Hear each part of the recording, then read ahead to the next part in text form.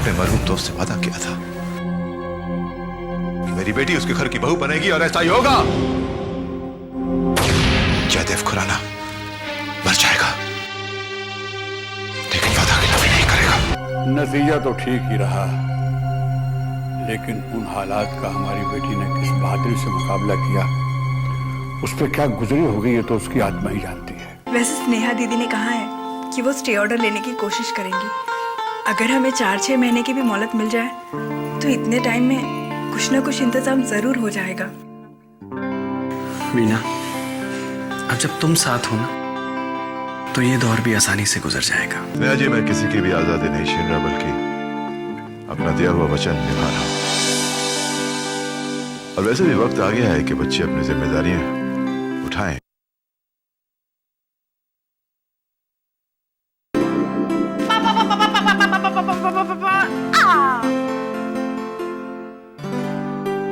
क्या बात है भाई, खाने वाने का इरादा नहीं है?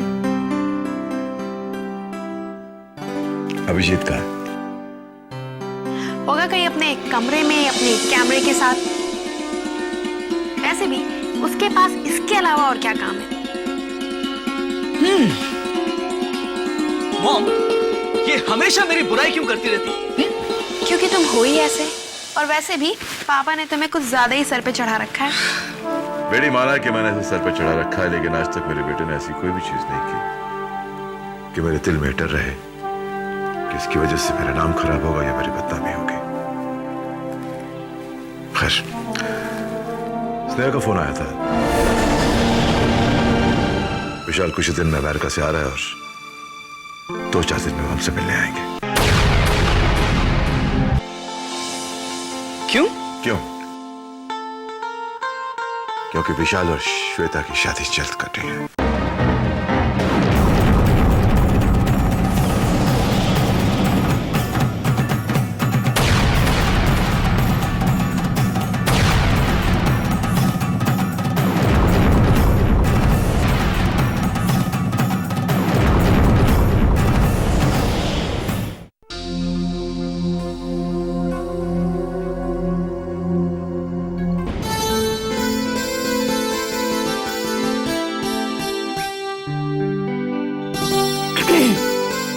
मेरी प्यारी बहनिया बनेगी दुल्हनिया, सच के आएंगे दूल्हे राजा, भैया राजा बजाएगा बाजा, हो भैया राजा। अभी जस्ट स्टॉप इट, मुझे चिढ़ लग रही है तुम्हारे गाने से यार। कमाल है, शादी की बात चलती है भाई से चिढ़ होने लगी। भाई प्लीज प्लीज प्लीज जाओ यहाँ से। नहीं जाता। माँ देखो ना, परेशान कर रहा है। अरे माँ, मैं तो इस सिचुएशन में फिट होने वाला एक गाना गाना था बस। आखिर ये दुल्हन बनने वाली है कि नहीं? वो तो ठीक है बेटा, पर परेशान क्यों कर रहा है उसे? माँ, मैं इसे परेशान कहाँ कर रहा हूँ? ये कुछ दिनों में अपने घर चली जाएगी। मैं तो बस इसके साथ ज्यादा से ज्यादा वक्त बिताना चाहता हूँ। प्लीज जाओ। दिखावा है मॉम, बस दिखावा है। मन में तो लड्डू फूट रहे, पर दिखा ऐसे। जा रहे हो कि मैं जाऊं? अभी इस वक्त तुम जाओ, लगता है इसका मूड ठीक नहीं है। ओके बाबा, मैं जा रहा हूं। अब ज्यादा ओवर एक्टिंग मत करो, क्या कि मैं देख नहीं सकता हूं ना। मेरी प्यारी बहनिया बनेगी दुल्हनिया, सच के आएंगे दूल्हे राजा, भैया राजा बजाएगा बाजा। अरे हाँ, तूने नोट्स कंप्लीट किए? अरे ये क्या है? पता नहीं। अच्छा, बुक चेंज हो गई उससे। मोनिका, मोनिका, हे भगवान, मोनिका, मोनिका क्या हुआ? मोनिका, मोनिका आंखें खोलो। मोनिका, मोनिका, लक्ष्य,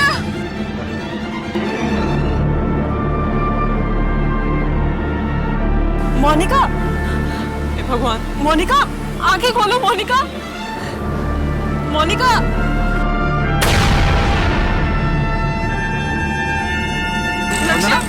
मोनिका, क्या हुआ मोनिका को? पता नहीं बेहोश हो गया चलते चलते। घबराओ मत, बाजू में ही हॉस्पिटल हम ले चलते।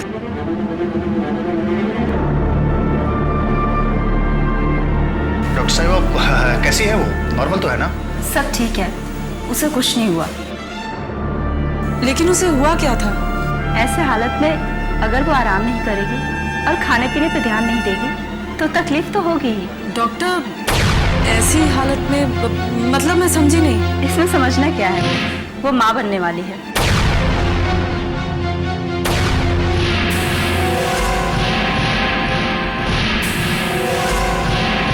और उसे अपना ख्याल रखना ही होगा। व्हाट? ये आप? अब नहीं डॉक्टर, इसका मतलब है कि ख्याल तो हम रखते ही हैं। हाँ।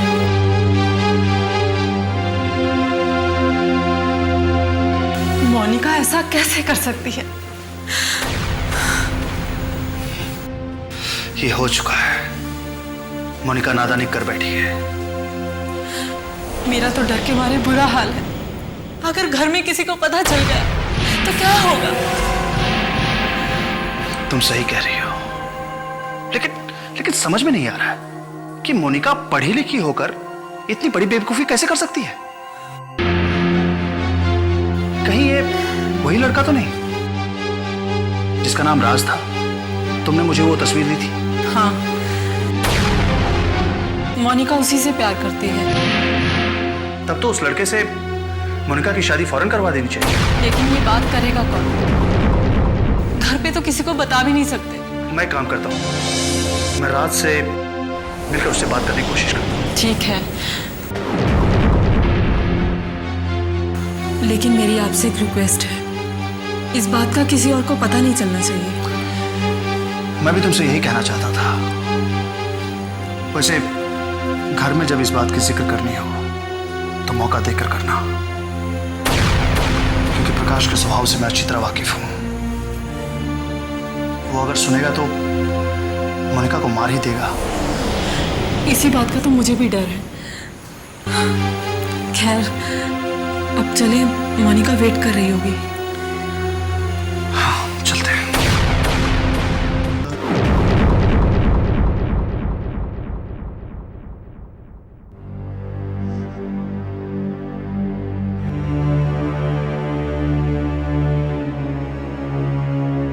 किससे फोन कर रही हो?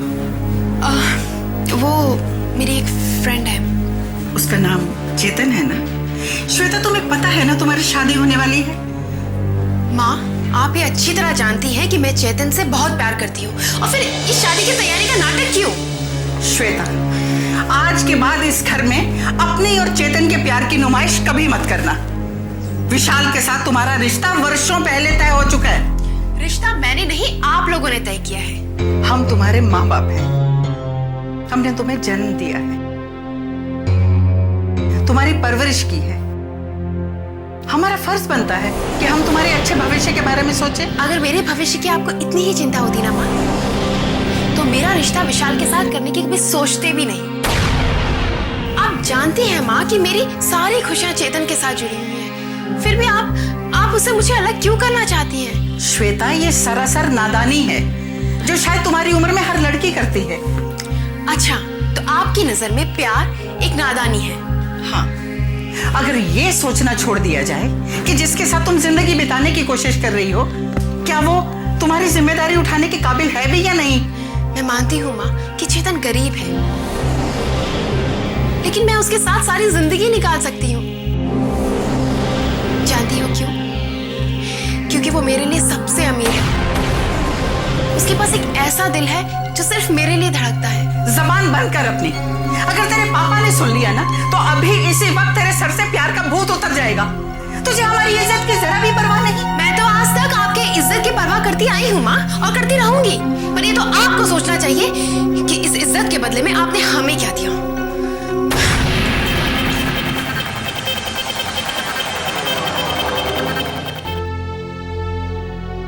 इसका मतलब दक्ष भैया को पता चल गया? हाँ। भगवान, पता नहीं कब कैसे क्या हो गया। मैं राज के प्यार में इस कदर खो गई कि कुछ होश ही नहीं रहा। ऐसा कुछ नहीं होता मोनिका, इतनी समझ तो तुम्हें है, इतनी बच्ची भी नहीं हो। वंदना, राज ने मुझसे वादा किया है कि वो मुझसे शादी करेगा और मुझे उस पर पूरा भरोसा है। तुम्हारे लिए यही अच्छा है कि तुम्हारी जल्द से जल्द उससे शादी हो जाए, वरना घर में किसी को ये बात पता चल गई तो सोचा है क्या होगा। वंदना, इस बात के जिक्र तू प्लीज घर में मत करना, और हाँ, भाभी से भी नहीं। मैं इतनी बेवकूफ़ नहीं हूँ, लेकिन हाँ, तुम बताने में ज़रा देर मत करना। देर हो गई तो पता है ना। मैं जानती हूँ वंदना, पर मौका देखते ही मैं भाभी से बात करूंगी।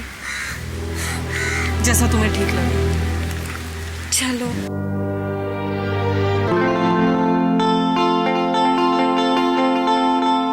अरे तुम आ गई? मैं कब से तुम्हारा इंतजार कर रहा था। वो स्नेहा दीदी ने मुझे रोक लिया था, इसलिए देर हो गई। आप ये देखिए। ये क्या है? देख लीजिए क्या है। अरे ये तो स्टे ऑर्डर है।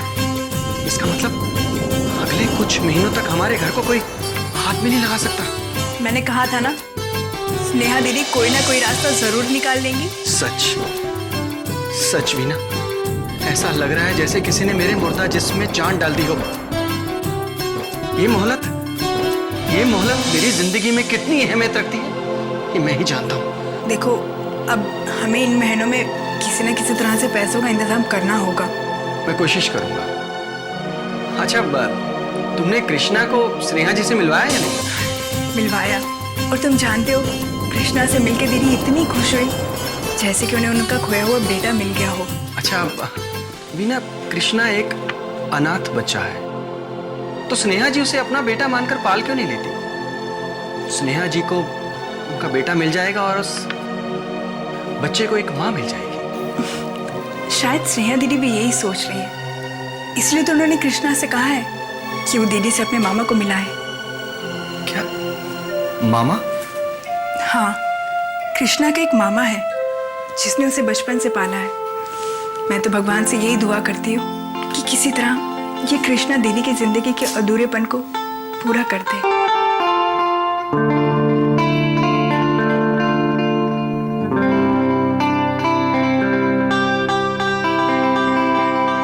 तो मतलब दक्ष भैया को पता चल गया? हाँ,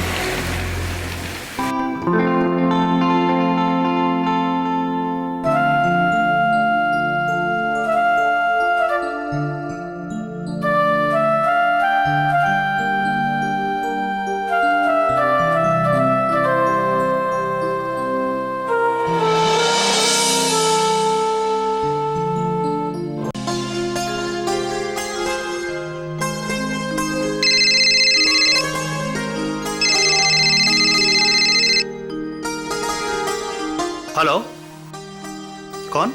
मैं वंदना बोल रही हूँ। वंदना, तुम?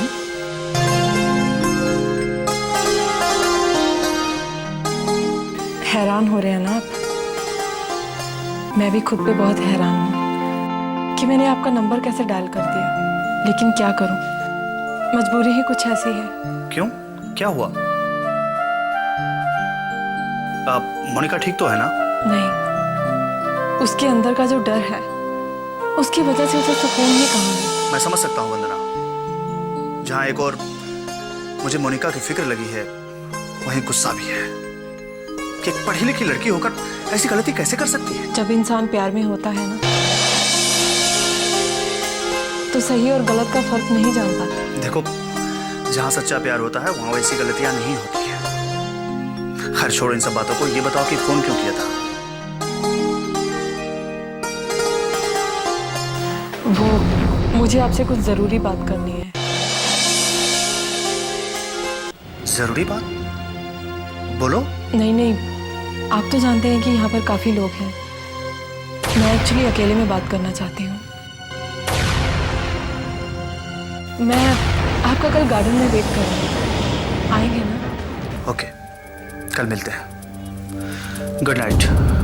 Good night.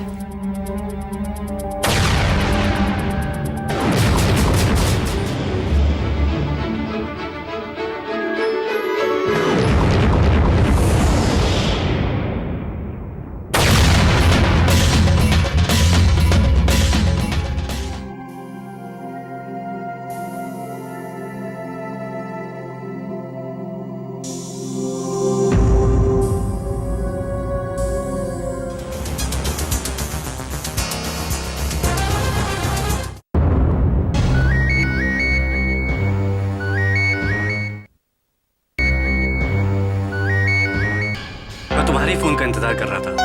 कैसी हो श्वेता? ना मैं ठीक हूँ ना हालात ठीक है।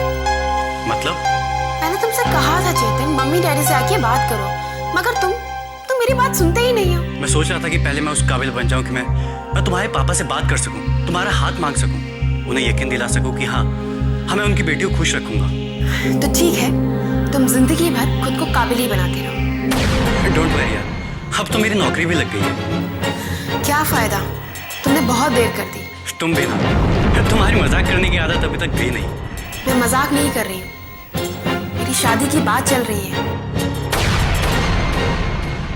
नहीं, ऐसा नहीं हो सकता। ऐसा ही हो रहा है चेतन। पापा ने विशाल को अमेरिका से बुलवा लिया है और मेरा तो कहीं आना जाना ही बंद करवा दिया है। अब हम क्या करेंगे चेतन? फिक्र मत करो श्वेता, हमारा प्यार सच्चा है, सच्चा। और सच्चे प्यार करने वालों की हमेशा जीत होती है, हार नहीं।